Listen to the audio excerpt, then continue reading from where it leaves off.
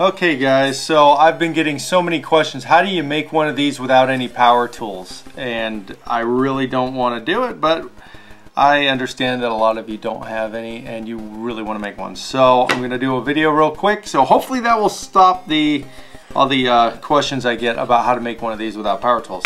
In the description you can print this out. This is the template we're going to use. And what you're going to use is pine, soft pine, really soft pine. You should be able to put your fingernail in it and make some dents, because this is going to take a lot longer to make than with a belt sander like you saw in the last video. So when you buy this wood, if you get clear pine, that means there's no knot holes. You got to avoid these in your project because this wood on a knot hole is super tough. So what I'm going to do, if I put the template down, see right here, you can see that the handle just clears this knot hole, so I'll be safe on that one. Okay, first thing I'm going to do is cut this out, and we'll skip ahead real quick. Okay, here's the cutouts. Now this one, I don't trace any of this stuff here. This is just to help me align it for the tip. So all I have to do is kind of grab it here and make sure that it's straight. Then what I'm going to do is trace the end here, and where you see these little B letters on the template, just put a little line. Put one there. There we go. And also, I'm going to trace this here so I know where the center is. And the center right there, I want that line. Okay, now I'm going to place this piece. If you notice, there's this notch cut out here. I draw a line from this A to this B, which is right there. So again, you can move this however far back and forth you want to make your sword longer or shorter. That's why it's two pieces like this. So line it up so it's straight. Let's go about right there. Okay, where this little A dot is, I'm going to put a little dot on both sides into the wood. Draw a little line. Now trace the handle. Also, don't forget your little center marks there. Okay.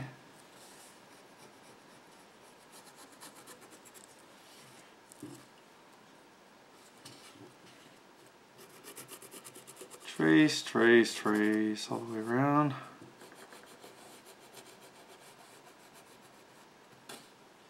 Okay, and if you want, you could do this on the other side, but it's really not that necessary. So here's the base of the handle right here. Center that for you. And you can see now I need to draw a line from this part all the way to here.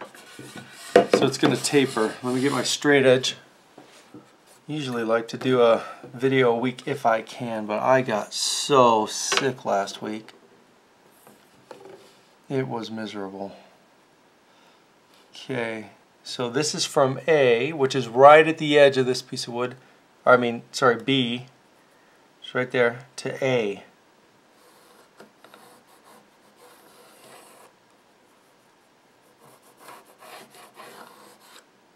And that's pretty good, good enough. And now I'm going to do it here, so I don't go off camera. So A to B.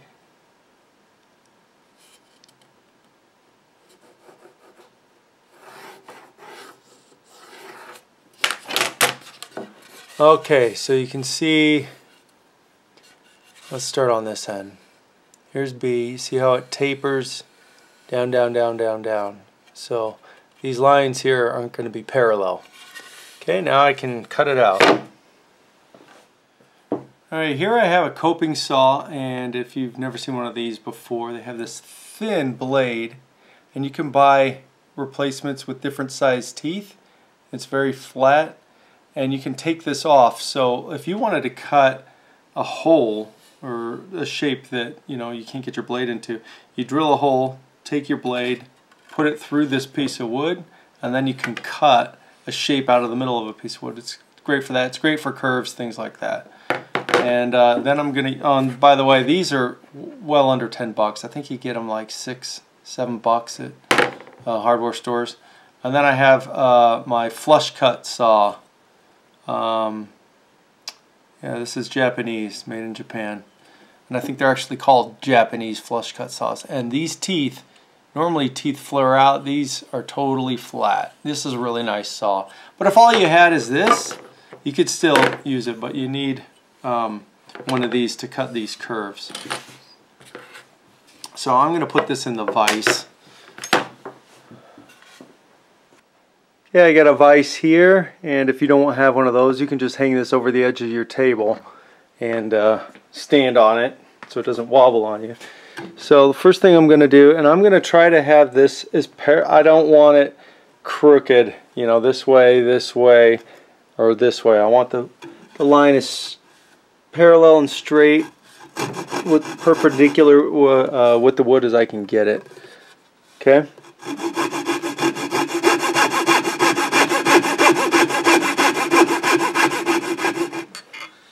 So what I mean is, I don't want this cutting like that, off center. I want the depth on this side the same as this side. And that was easy. Now I'm in a funny position. The camera's always in a weird spot. Okay.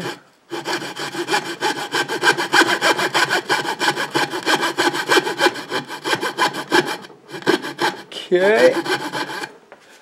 There we go. Now let's dance around this knot hole. Let's see how much I can avoid it. I can feel even right here that the wood is, here the knot hole is tougher.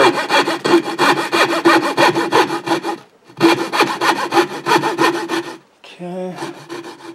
That's alright. Now, see what I can do. I'll have to back up a bit, but I can start turning. Back up a bit more. And go around.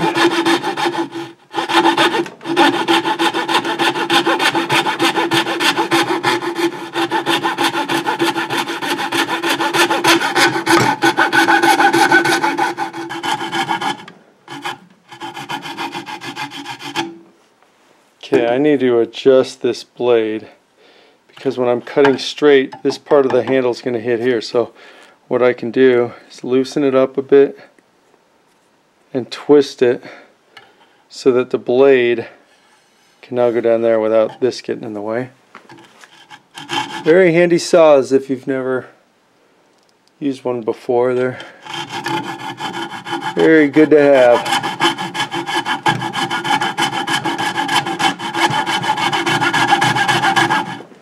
So once I get past this knot hole, it should be better.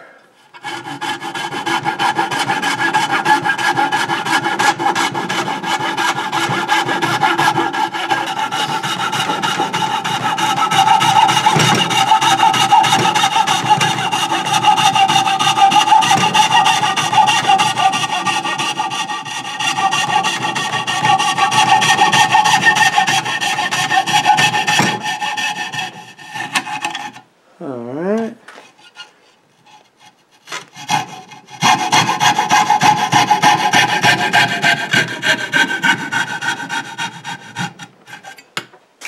Okay. I'm going to jump to my other saw. Again, you can stick with the coping saw for the whole thing. You don't have to have one of these, but these are nice. I really like it. Okay, so you get the concept. I'm just going to work around now and cut the whole thing up.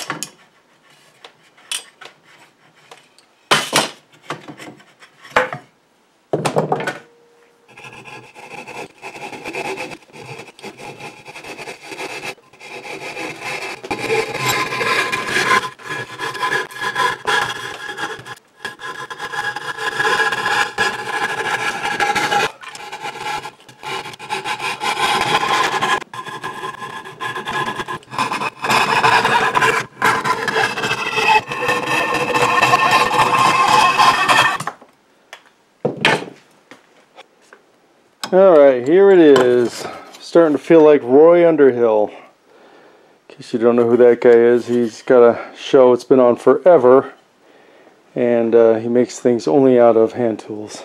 Okay, so next thing we're going to do is trace the line all the way down the center and around the edges like we did in the other sword. I'm going to put the pencil here on this center line, and right there, whoops, slides around. Okay, pencil here, all the way down, and I'll flip it over. There we go. Okay, now remember to draw the line down the middle this way. You hold your finger really stiff, and you'll be able to do it. So your finger acts as its own guide.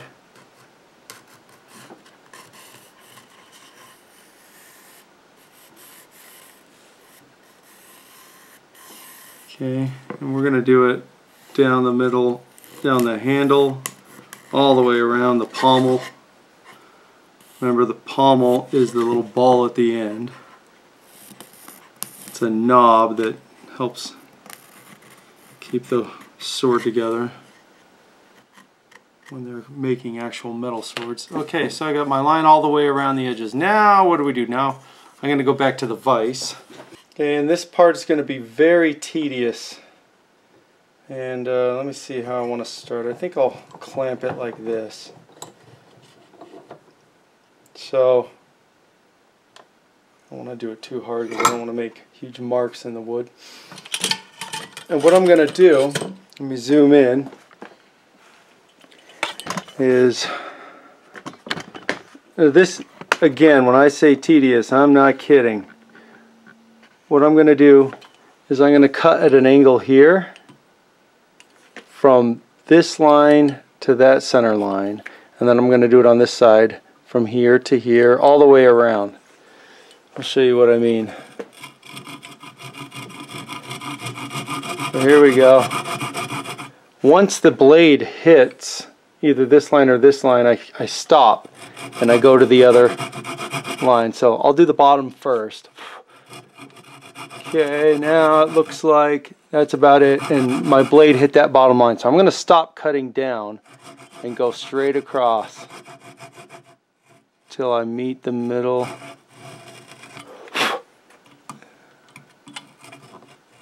Okay, so I got a line going straight from this line here to this line there, and I'm going to do it again right here.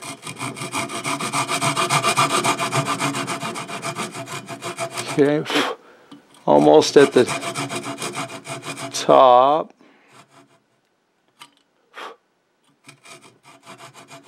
Okay, that's about right, and I'm going to do it again.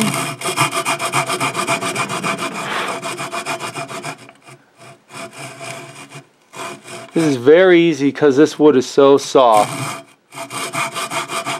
It'd be easy to cut too much. Alright, that's about right. Okay, I'll do a few more.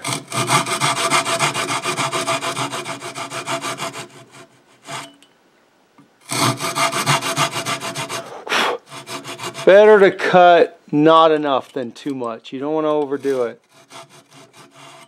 Okay.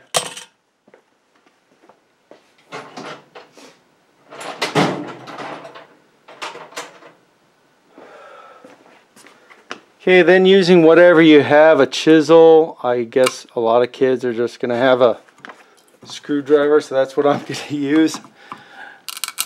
See how you can break these little bits off now? Get these out. And you should really use a chisel for this, not a... Okay. So that helps notch the whole thing out. I'm going to use a chisel.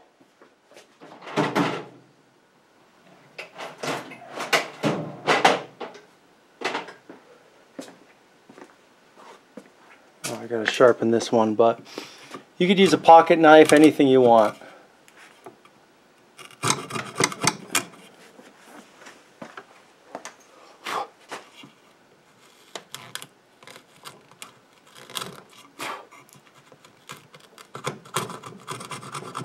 That's actually pretty good. I'm really happy with that.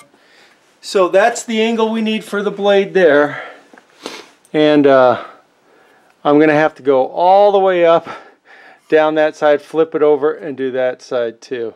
Now the handle is a little different. I'm just going to do it round. So instead of going from this line to here, and just like on this side, I'm just going to, well, you know what? You can cut it like that, or I think what would be better, let me just put a little bit of a notch here. This whole part goes down. I'm gonna, okay, just a little bit. I'm curving the blade. Then I can go back and just chisel this out like that. Round it all by hand. It's not going to be too much work to do that. Okay, so I'm going to get busy doing this whole thing all the way up and down both sides. So I have no idea how long this is going to take. I started this at 11:30 at night. So let's see how far I get before I want to quit tonight.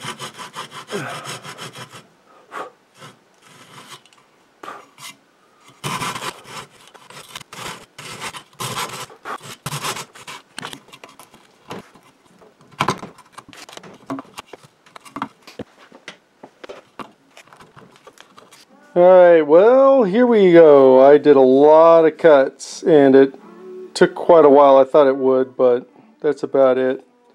And I'm going to do this part just kind of by hand with one of these knives. So this actually, once you start going, your muscle memory kicks in and you can make those cuts pretty good. But again, don't overcut. You don't want to go past that line or past that line, because when you start chipping all this off, you want it to be nice and clean. So that's how you taper the ends here too. Anyway, did it on both sides.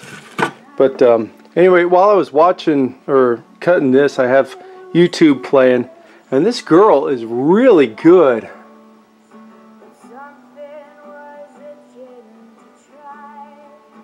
I don't know if you can hear that.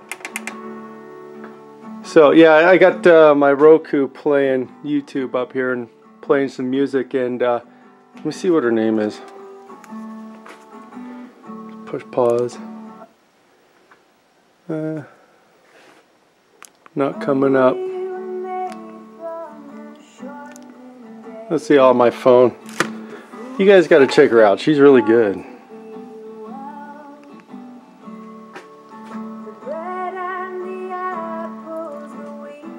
Okay, let's see. There it is. Ilya Anderson.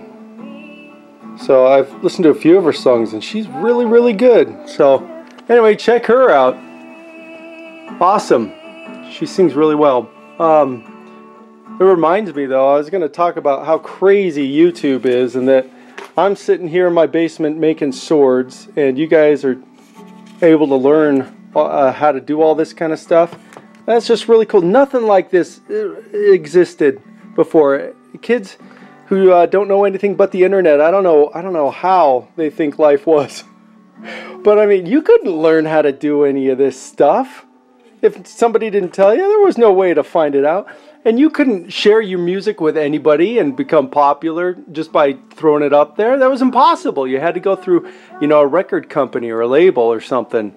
But now she can do that, and people can listen to her music, and you guys can learn how to do these swords. Anyway, it's pretty cool. I just thought it was pretty neat. But yeah, check her out on YouTube. I don't really know much about her, but her music's pretty good. So anyway, I'll get back working here. And what I'm going to do now, cut all these out, all these notches, and get everything ready. If you're going to use a vise, cut all those slots first, because you're not going to be able to clamp this in the vise. Okay, I'm just going to go work ahead on this, knocking out all of these. And I hope one of you guys tries to do this, because this is not that fun. You know, You can use a rasp instead if you have one, which was probably a lot better idea, especially since this is such soft pine. But anyway, I'll get going on that and we'll skip ahead later. And listen to that voice, man. She sounds so much better than a lot of popular people right now. Anyway, cool.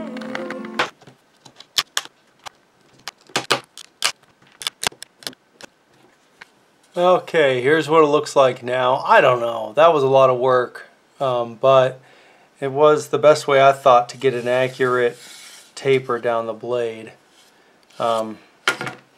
Next thing you're going to want to do is get some sandpaper. Now you can get a whole sheet of sandpaper and just glue it to a piece of wood or the table, and I guess I should do that. And then you can just run your blade at an angle on the sandpaper, or this is just some sandpaper from a belt sander, and if you put it on a block like that, nice and flat, you can just do that.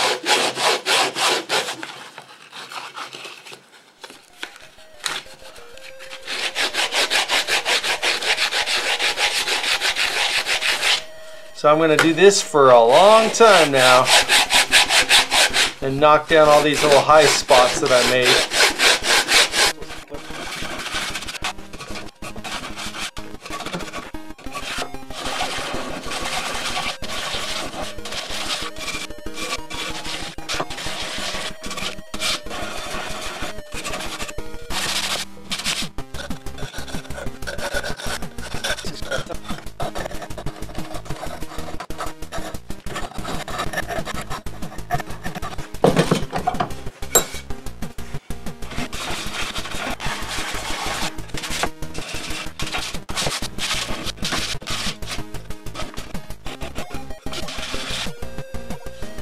Yeah, this worked pretty well. So this is 36 grit belt sander paper that I just stapled to the wood.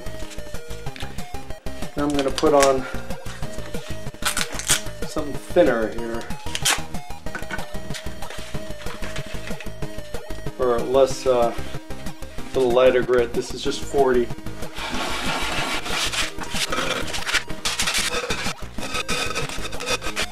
Okay, after an absolute ton of hand sanding, and I'm not actually even done, I stepped down the grit, so I went from 36 to 40 to 80 to 120.